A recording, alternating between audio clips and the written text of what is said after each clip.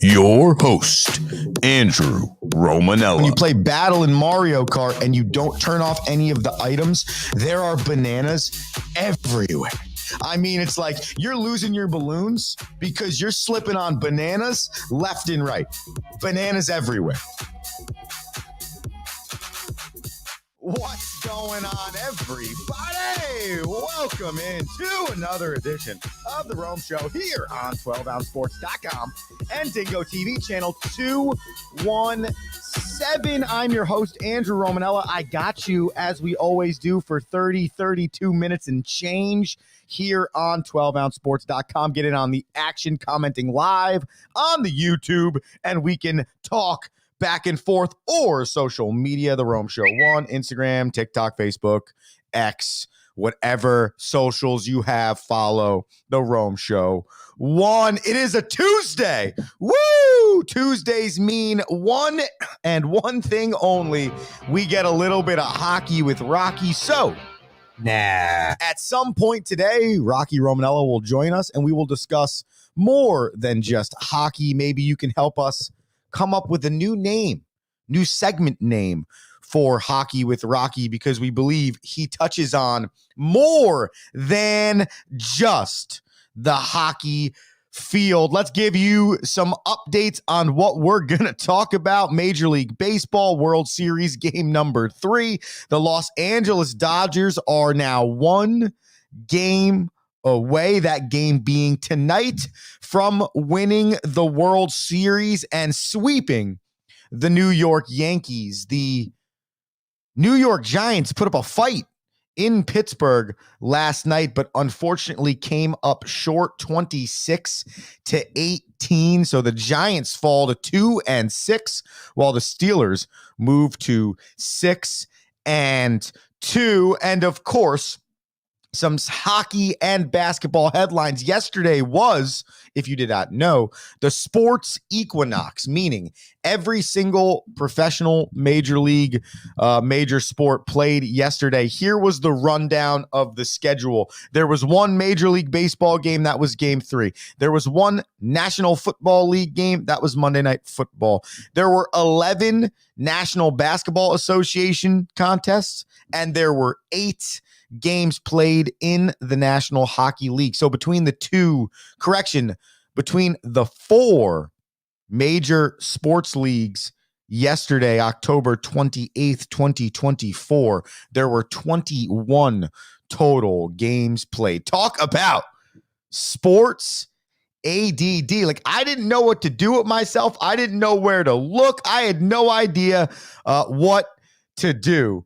But at the end of the day, it was a lot of fun. So you're probably wondering what happened in that Major League Baseball game. What happened in that football game? Well, we will show you, starting with the World Series. The Yankees lost 4-2. And the bottom line is, the starting pitching for the Dodgers has been better than the New York Yankees. And last night, there was no more prevalent case than Walker Buehler versus Clarke Schmidt. Clarke Schmidt came into this game pitching very well. He only lasted 2 2/3 innings, giving up 3 earned on 2 hits. He walked 4. The command was not there from the jump, including walking leadoff hitter Shohei Ohtani on 4 pitches to start the game. And then Freddie Freeman in the first inning does what Freddie Freeman does, not just in this World Series, but all the time. I wonder if the Braves are missing him. We'll answer that question on another day. Check out Freddie Freeman in the first inning, the World Series game 3. It is a fastball. It's ripped down the line. It is gone. A 5th consecutive World Series game with a Freddie Freeman home run. And the Dodgers are on the board first in game 3. And the thing that the Yankees could not have happened in game 3 last night, as Freddie Freeman rips a ball to right field. And if you heard that stat, I will say it again for you, that Joe Buck mentioned on the broadcast. That is the 5th straight World Series game with a Freddie Freeman home run. Like, think about that statistic for a quick second. 5 straight games, Freddie Freeman has been in a World Series, he has homered.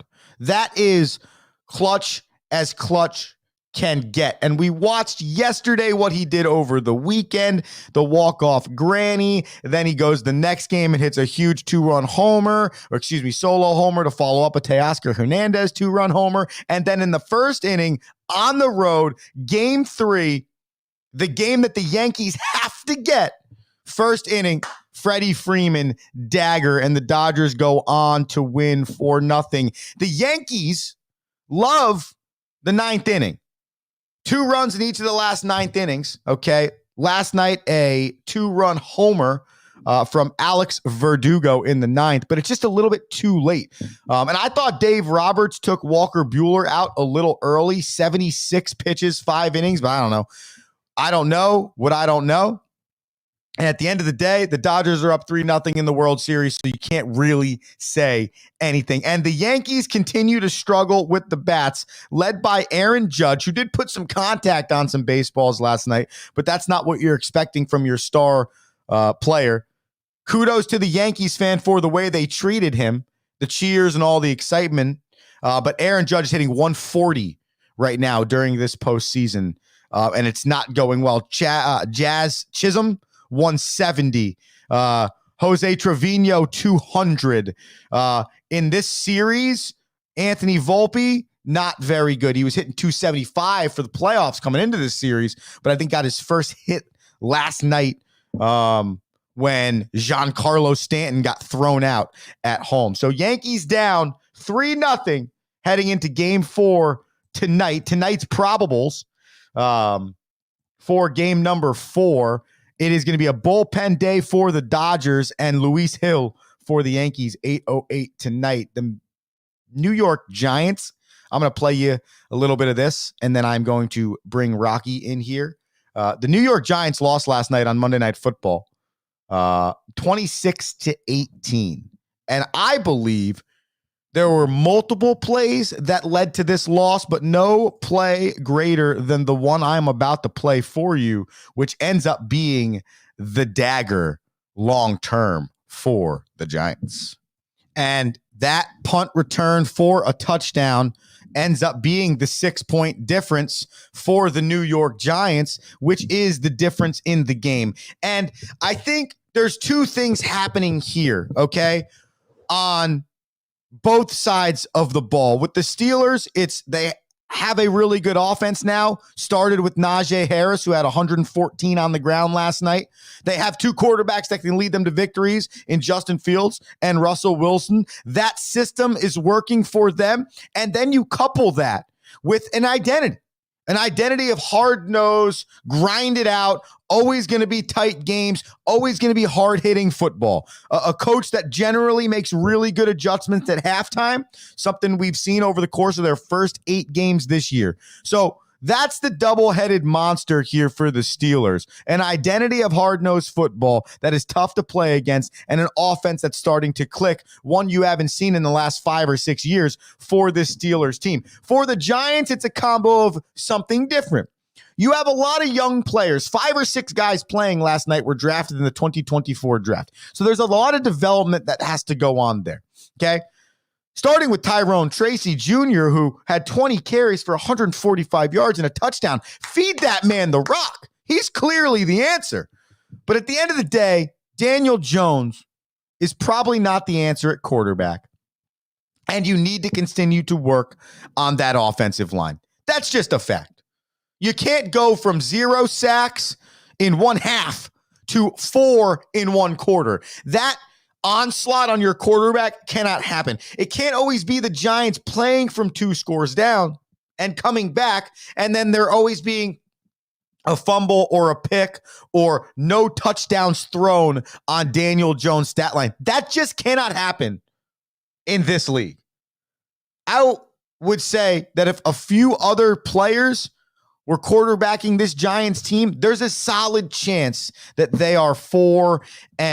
So the Giants lose by 6 last night.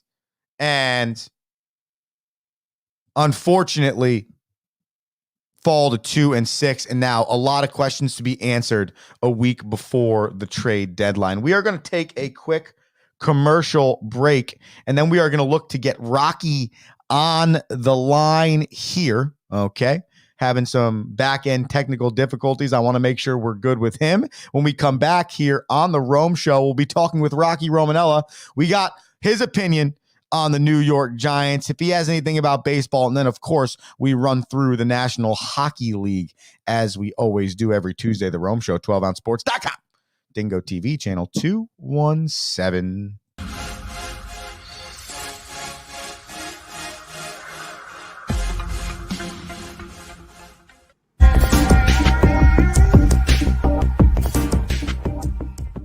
Welcome to MyBookie. You're ready to create an account and start making money. And we're here to help. And remember, you can get a bonus of up to $1,000 on your first deposit. Now you're ready to bet. Just go to mybookie.ag, visit the sportsbook, click on your bet, and input the amount you want to risk or win in the bet slip. Yes, it's that easy. Just remember, at MyBookie, you play, you win, you get paid.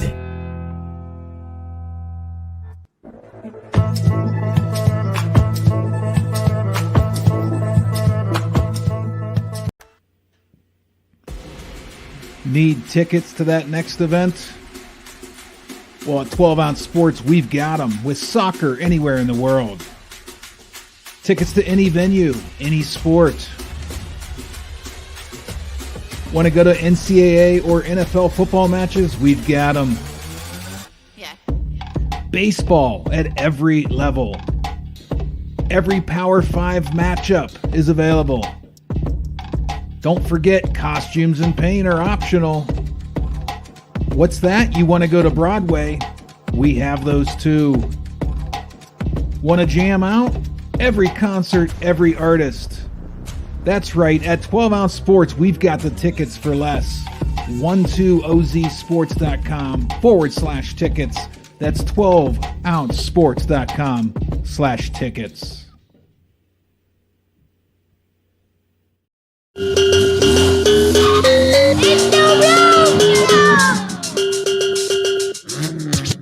Yeah, the Rome Show.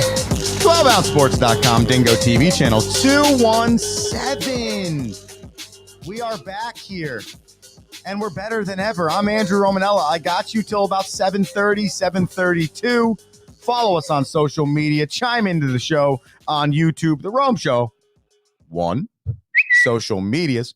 And we think we have it figured out with Rocky here. He is traveling today for the people, but he still wanted to be involved in the Rome Show. So we have the one and the only Rocky Romanella. Play the music. Now, inside the glass, hockey with Rocky. Good morning, everyone. Alexi Lafreniere on his morning commute to Syracuse, about to get some Starbucks. How we doing? All right. What's up, Alexi? We're doing great today. How you doing? I'm doing great. I'm just coming off signing a nice long extension, 7 years with the New York Rangers. I'm going to make $7.2 million a year. Life is good for me. I got to tell you, Alexi, that's a great start to 2024 year that has high expectations for the New York Rangers. I think you would agree. No doubt. That's why my line of Artemi Panarin and Vincent Trocchi has come out and be one of the top guys in the NHL yet again. Absolutely. So we have Rocky. We're going to let you go in and grab that coffee so we can keep the connection fine here on the back end. Here's where we're going to start. All right. The New York Giants last night, Rock, and we're going to shelf the Alexi Lafreniere thing, and we'll come back to that, Mr. Starbucks in here. Rock, last night the Giants lost. They moved to 2-6, okay? And I'm going to have to ask your opinion here on Daniel Jones, on the quarterback situation, and what we're thinking on the future for the New York Giants, because I don't believe that Brian Daboll is a bad coach. I don't believe necessarily that Joe Schoen is a poor GM. For me, it is more or less, I believe that the Giants right now might not have somebody on the offensive side that has a good enough IQ, a good enough arm, especially down the field, and really a good enough full package to deliver the rock to the weapons I think that they're proving to have. So, Rocky, give me your thoughts on that. As an avid Giants fan, who I know has been frustrated with this ball club a lot recently, is it the organization and the coach and some of the players, or is it just simply the quarterback? I think that when you look at Malik Neighbors and Tyrone Tracy, you look at some of the play calling and the way in which we've been in games to win this year, I actually think organizationally we've made the right decisions. I think Joe Shane has been a good GM. I think it's obvious that he had a great draft class. So you mentioned it, right? 5 rookies in the lineup last night. Tyrone Tracy runs for 140 yards. And now, by the way, your 2 best assets, Malik Neighbors at wide receiver and now Tyrone Tracy at running back, because you've had to use them so much, have both now missed time with concussions. Tyrone Tracy left last night. He's going to have a concussion. Malik Neighbors just returned, missing 3 games from a concussion. So, at some point you've got to say, listen, we're either going to be a young team or we're going to build these guys out, or we're going to be a team that can try and win now. And as much as I've done my best to defend Daniel Jones, when you can't hit a wide open Sterling Shepard over the corner and before the safety, you cannot be the quarterback of the New York Football Giants. And that's the difference between us scoring touchdowns on drives and us not being able to recover from the touchdowns we're scoring that the referees are calling back. Oh, it's a great point, Rock. Honestly, that one singular throw is all I think a person really needs to see. That just tells you that this is not the quarterback to help you take it to the next level. Maybe this could have been a great quarterback, but the circumstances over his 5 years in New York unfortunately did not fall in his favor. And Brian Daboll's done everything he can. They've surrounded him with everything he can. Are there some issues on the offensive line still? Yeah. Are there other issues? Yeah. At the end of the day, with a better guy behind center, I think this team is trending in a way better direction than 2-6 ball club right now, Rock. They're not a 2-6 ball club because they don't have they have a 6-2 defense. Yeah, I agree. More of a 4-4, 5-3 defense, but yeah. I guess depending on how you look at it, considering the games that they could have won, I've got 3 games they could have won that puts them at least with 5 wins. They should have won in DC. I think they should have won in Seattle, and I think they should have won last night. I just don't. I'm sorry, and this is this will parlay us into the refereeing. They did win in Seattle. They won in Seattle. Yeah, it's the game Dallas. In between Dallas. Cleveland. No. Cleveland. No. Cleveland. Dallas. They sucked. No, Philly. They sucked. They beat Cleveland. Yeah. They beat the Seahawks. No, there's a game I'm missing. There's a game I'm missing. Either way. You're right. 4-4, 5-5, whatever.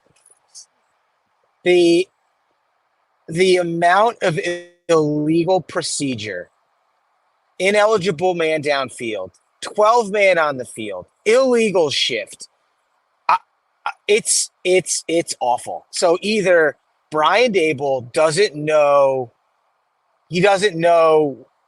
the rules, but I've never been more confused watching a game. Ineligible man downfield, bad shift, 12. I don't get it. Are we not prepared to play the game inside the rules? Well, yeah. What has changed that I've never seen those penalties like this I've seen with the Giants now? I agree. Well, so first off, I went on this rant last week about ineligible man downfield. That penalty needs to be removed from football because it's a ridiculous penalty. You're giving offensive linemen 2 yards that they're allowed to go downfield to block if it's supposed to be a pass play. But because run pass option happens, the offensive lineman doesn't know. I actually diagrammed this last week, Rock. It's great. I'll clip it and put it on socials, right? So My point is that flag is ridiculous. I actually think that's the dumbest flag in the history of the National Football League. So that should be removed. But the shifting, the false starts, the delay game, that's inexcusable. That's preparation. That's focus. He had to bench a cornerback last night because of effort. Like those things can't happen. But so you're not wrong on that being probably from the coaching staff. But no, and I don't the problem, know. well, I think, sorry. Go ahead, finish. I'm just And then we're saying, gonna move on. and I don't want to, because I don't want to say Dable's the problem, but I do think Dable's is forced. He's been forced to make decisions to try and win games because he has to try and save his job, not because they're the right decisions. Going for 2 last night was not the right decision.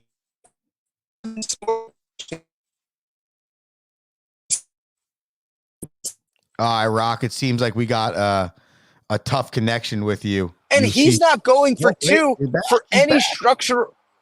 Oh, no. Yeah, all right. I just so say, hold on. All right, Rocky's driving to Syracuse right now, so I'm going to reset this for you. But be quick, Rock, because we have to make sure we need to make sure that we get you in. If you cut in and out, roll, go. Shouldn't have gone I'm for sorry. 2. I'm sorry. You go for 2. You go for 2, and you're down. You're down, but you're down by 8. So you think you're putting yourself in a position to kick 2 field goals to tie the game. What are we doing? Why are you making that decision? That's a lack of confidence in the offense. Yet you're going to stick them on the field to score 2 points, and you're going to run a play that is obviously not practiced or not prepared, considering the guy hikes the ball and no one's ready to block. So Yeah. Dable, Great I don't point. think is a bad coach, but he's making bad decisions because of the situation he is, and no different than a hockey team who needs to pull their goalie just to get a switch up. Like he needs to pull Daniel Jones and let Drew Lock or Danny DeVito start this team so that he can save his job for another year with a real quarterback. I agree. I think that's a great point. I think it's time for a switch there. All right, we're on the line with Rocky Romanella here. He's usually our resident hockey expert, but right now he's ranting about the Giants. So that's why I asked the people earlier if they could write in a new segment name. We've enjoyed hockey with Rocky, but it's really more of around the sports with Rocky. So somebody write us in a name there. On the screen, we have a comment from 360 Management. Wonder who that is. Need people to make catches and take away the whistle from the refs. I couldn't disagree with that. I couldn't agree with that anymore. The officials, unfortunately, I think, are a real issue in the National Football League right now. And that's something that I think it's a lot of leagues. But either way, all right, let's shift to hockey here. I'm done on the Giants. They don't even deserve that much time. So a few storylines I got for you here, and then Rocky, it's yours. Connor McDavid got hurt last night, lower body injury versus Columbus on his first shift. We'll find out more today. Marc-Andre Fleury in his retirement tour for the Minnesota Wild will be returning to Pittsburgh, who drafted him. That game will be tonight. I got some quotes on that, as well as last night, Rock, Steven Stamkos returned to Tampa Bay. That was pretty cool. I mean, it's also kind of bitterly sad because the contract dispute was a little interesting. I got some stuff on that as well. Rock, the hockey segment of this program, reminder, you only have 3 minutes before we have to transition off of this. You know, you see a teary-eyed Steven Stamkos last night, and the pure sports fan in you is like, man, like it's sad that the business had to get in the way of that guy's final tour. And he'll probably play another 3 or 4 years. But the fact that like it might take like a one-day signing to let him retire in Tampa Bay is kind of the bittersweet, I guess, the unintended consequence of professional sports and the business of it. I think you see in Marc-Andre Fleury, like, you know, it's an interesting story where, you know, he almost was replaced in Pittsburgh, Matt Miller, but yet he still was able to come back and win a cup. And then people were questioning him. And then, you know, he's able to get drafted in the expansion draft, wins a Stanley Cup with Vegas, or helps Vegas get back to the Stanley Cup, or kicks off their franchise, and has kind of made this, you know, tour goes to Minnesota. And, for a guy like Marc-Andre Fleury, who had a lot of his top end goaltending come into question in the middle of his career, like to finish on a note where, the people are celebrating who he was as a player, like on and off the ice. There's clips of him taking pucks from a Minnesota high school practice yesterday while he's on the ice. So excited for his night in Pittsburgh. That'll be a great tribute. And then I think the last thing that we were going to talk about, and forgive me if I forgot one of the things you said, because the first two I already had on my list. But the third one was the Alexis Lafreniere signing, which I opened with. Not so much about Alexis Lafreniere, but more so to pay attention to someone like a Connor McDavid, who did get hurt, who does need to sign an extension. You've got Mitch Marner in Toronto that needs to sign an extension. You've got a couple of guys like Morgan Geekie in Boston that needs to sign their first deal. So a couple of hot RFAs and UFAs on the list in the NHL that are going to be fun to watch. And finally, in that tone, all eyes on Igor Shesterkin and what he'll do to change the goalie market and landscape of the business forever at the mid-year or end of the year. We'll see. I saw an article that asked what player in the National Hockey League is up for the next big contract, and he was a lot of people's vote as to a big contract. He turned down the biggest contract in goalie history before the season, which is wild to me. Wild. So so you know how I like to be a sports purist. So my heart is believing that Igor Shesterkin is such a competitor that he's going to turn down the greatest goalie contract in the history in order to motivate himself to win a Stanley Cup for the New York Rangers and then sign an even bigger contract going into next year. I love that. I love that from you. I think that's fantastic. Rocky on the road. Ooh. Interesting. I kind of like that one. On the screen, Rock, while you were talking, we put up some quotes from Marc-Andre Fleury, a quote from Steven Stamkos, and some information. Just so everybody has an idea, Steven Stamkos played over 1,000 games with the Tampa Bay Lightning, scoring 555 goals. He was drafted in 2008. That was 16 years ago, so a long time. Rock, last words. 2 right foots don't equal 2 feet. And it is astonishing what is going on in the NFL from a refereeing and a rule standpoint. I love hockey refs. I hate NFL refs. That's my last statement. All right. Rocky Romanella, thank you for your excellent final, philosophy there. Rocky Romanella, everybody. Beautiful stuff out of him. It's hilarious. That's a great way to end the show. We love that. Rocky on the Road comes to every Tuesday here on The Rome Show, 12ouncesports.com. Dingo TV, channel 217. Let's give you our picks for the day.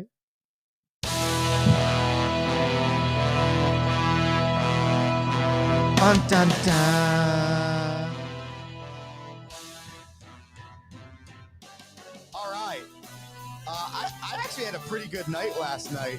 At first, I was a little nervous because both teams were kicking field goals left and right, and I'm like, oh, man, that's exactly what's going to happen.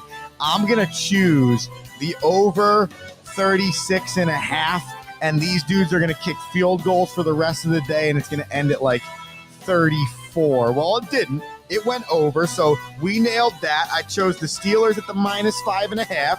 We nailed that, and we had Jaylen Warren over 13.5 receiving yards. What do you think he ended up with? Anyone? What do you end up with? 13 receiving yards. So we did not get that one. Those are the sad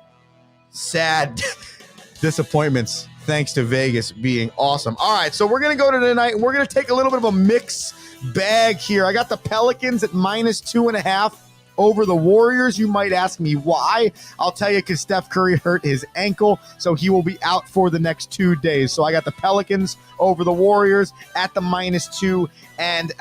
I think a return is awesome. Like last night, Steven Stamkos had 2 assists in his return to Tampa Bay.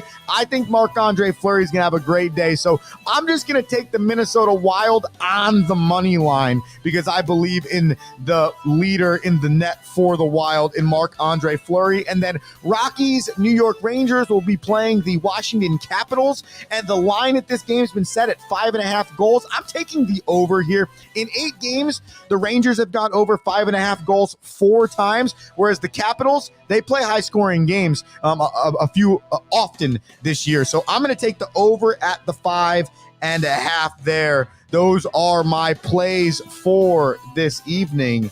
And that, ladies and gentlemen, is what we call the Rome Show. 12ouncesports.com, Dingo TV channel 217. You missed it. Get the podcast wherever you listen to the podcast or the replay, Dingo TV at noon. Follow us. Be electric today. Andrew Romanella saying peace. Thank you for listening.